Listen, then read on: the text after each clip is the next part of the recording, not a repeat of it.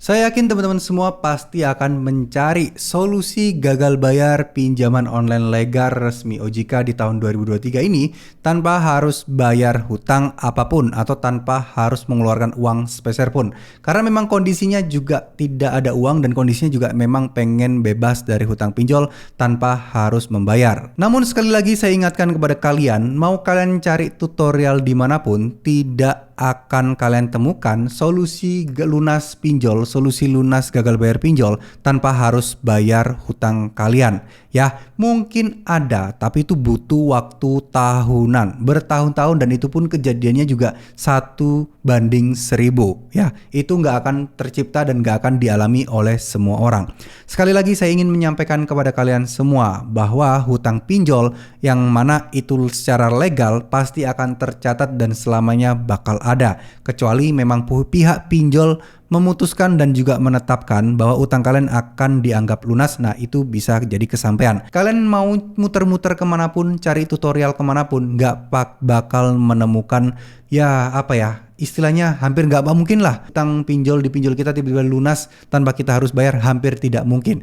Jadi sebaiknya ada yang kalian cari adalah wawasan, pemahaman, resiko apa, solusinya bagaimana terkait masalah menghadapi disi pinjol ketika kita posisinya saat ini adalah gagal bayar dan juga telat bayar. Jadi udah berhenti aja, stop tentang utang Anda akan auto lunas jika melakukan hal ini.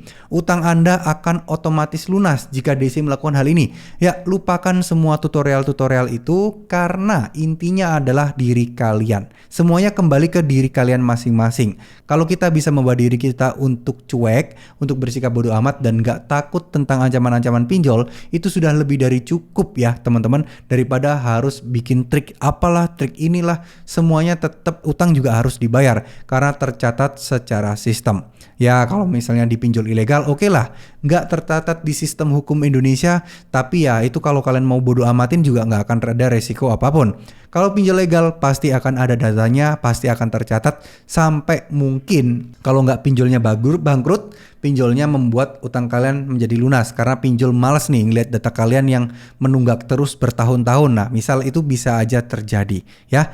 Jadi sekali lagi, pemahaman dan konsep hutang otomatis lunas dengan solusi gagal bayar pinjol atau solusi galbe pinjol legal itu sebenarnya kembali ke diri kalian masing-masing ya. Tentu saja ada orang yang bilang kalau disinya melanggar utang kita akan auto lunas, kita nggak perlu bayar. Tapi ya kembali lagi ya, auto lunas kan versi diri kita, versi prinsip kita. Kalau mental kalian tidak kuat menghadapi DC-nya, kalau sikap kalian tidak begitu tegas untuk melawan DC-DC yang melanggar aturan, ya sama aja bohong. Karena utang kalian masih terus terdata, utang kalian tetap harus dituliskan di situ, harus dilunasi.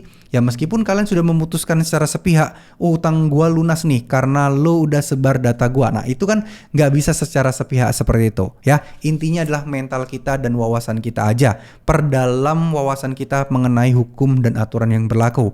Udah deh, nyicil aja pelan-pelan, nabung aja mungkin Rp1.000, Rp2.000, Rp1.000 tiap hari, lama-lama akan kekumpul dan nanti bisa negosiasi di jalur yang benar ya. Kenapa saya bilang di jalur yang benar? Karena kita bisa lunas aja pinjol ya dengan asumsi dan persepsi kita masing-masing. Tapi kalau secara sistem utang masih ada, ya tetap aja itu bukan jalur yang benar ya. Akan tetap ada resiko ke depannya.